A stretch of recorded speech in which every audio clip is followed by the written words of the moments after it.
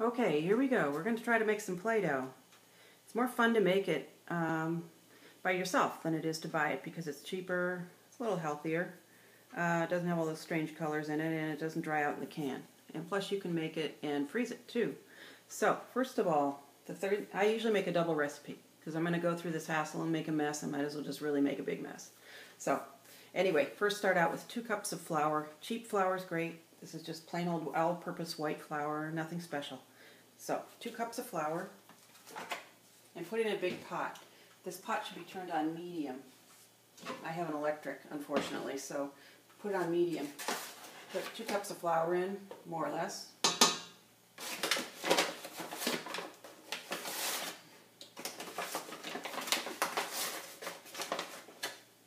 How's that for exact? Okay, 2 cups of flour. We want to add a ½ cup of salt. So just cheap salt, nothing, no sea salt here. Doesn't have to be from Himalayas.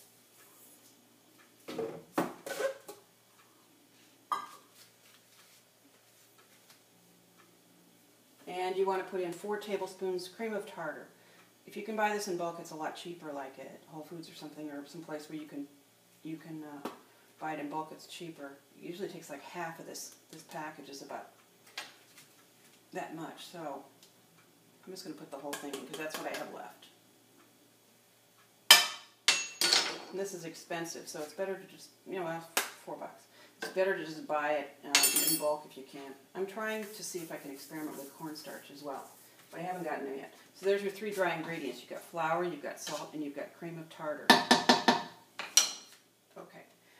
Liquids. 2 cups of water, and you want to add 2 tablespoons of oil, just some normal oil, nothing special. No olive oil, nothing fancy.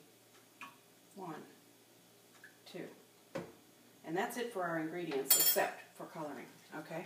So, first off, we have just the flour here. We've got it on a medium heat. We just add this water to it. So right now, it's just liquidy goop. Looks like we used to make glue this way. Anyway, so it's nothing special. It's like, that's what it looks like right now. Now, while it's in this really liquid state, this is when you want to add the color. And I add it drop by drop. If you add too much or too little, it's going to look strange.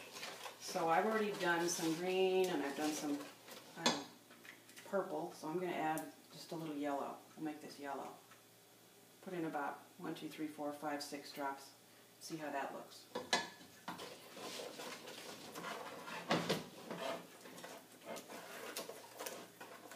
That's kind of pretty.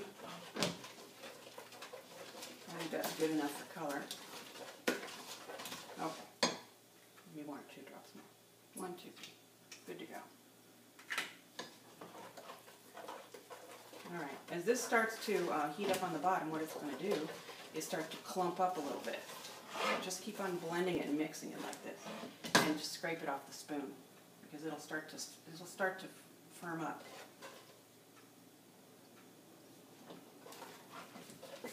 Mix, mix, mix. Probably take about 6 or 7 minutes, and it's going to start to get glob. You'll start to see globs showing up. So I'm going to stop the video for a minute till it's almost ready. Okay, it's starting to stick. It's starting to stick together, and it looks like it's almost burning on the bottom, but it's not. So just keep scraping the bottom. You start to get these big globs. And that's fine.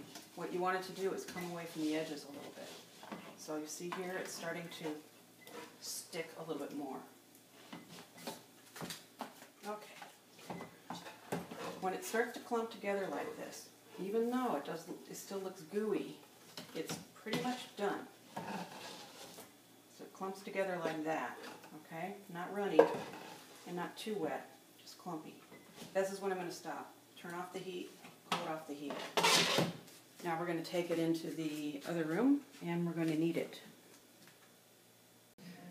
Okay, now we're ready to pull it out of the pan and knead it on a table. So just clean a table, put some flour on it, have some extra flour ready, and it's like grandma days. We get to knead something like like they used to do with old-fashioned loaves of bread. It should pull away pretty good from the pan. It looks terrible. It doesn't look like it's going to be anything fabulous, but trust me, it'll turn out fine. So, let's go.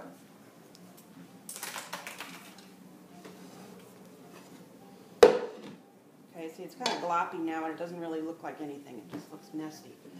But pull as much as you can off the pan. So you can see there's still some stuff in there. Oops, monkey fell down.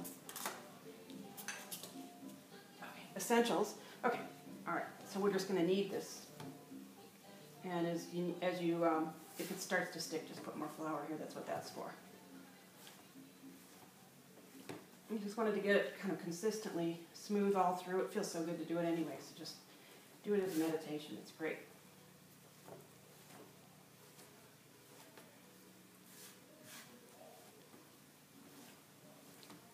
You don't have to do too much. Then I usually take this and I roll it into like a Tootsie Roll. And in this case, I'm going to be sending it to 2 kids, so I need to split it. So split it in half, make 2, and then kind of dust it with a little bit more flour. Just get it looking nice. Okay. Not too floury. I want to see the color. Okay, so just make it into a nice little patty like that. Okay, put that over here. Note about these two. Oh, that's funny. Remember I told you before that add the color when you've got it. Don't go by any ingredients. Just add a few drops of color and then see what it looks like right at the beginning when it's still smooth enough, when it's still liquid enough, right at the beginning. And add it slowly, because otherwise I started out with red and then I added a little bit of blue, 4 drops of blue, and I end up with this kind of beautiful, well gosh, it looks like root beer color, or I don't know, building color. So it's perfect for, you know, some things, but it's not very sexy looking. It's not exactly Play-Doh looking, but it's fun for building anyway. It still works, but it's just sort of a mud color. So anyway, here's the second one. So I make these little patties of them, and I'm going to put them in plastic bags and try to get most of the air out, and then you can use it fresh and keep it in the refrigerator when the kids are done. Make sure that you teach them to pick up the globs of Play-Doh on the floor, on the table and stuff, with other pieces of Play-Doh. So they just take the glob and boop, boop, boop, boop, boop, and it cleans up all the crumbs in one big thing, and then you just wipe the table. I usually use a big, one of those plastic cutting board deals, the thin ones, so that they can be working on a surface and not get it all over the place. But anyway, and also you can freeze it. So that's what I do a lot. I'll make big batches like this when I'm in inspired mode, when it's kind of a crap day out and I don't really want to do anything. And I'll make it up and I'll just blow the air out of it, put it in a plastic bag and stick it in the freezer. And it comes out just fine. And it'll last probably in the refrigerator for a week or 2. And then you just kind of, once it gets looking nasty, then chuck it, and then just, you've got some more in the backup. So there you go. Homemade Play-Doh. Look how nice. A lot cheaper and a lot more healthy too. No chemicals, no nasty looking colors, as you can see. Anyway, cheers.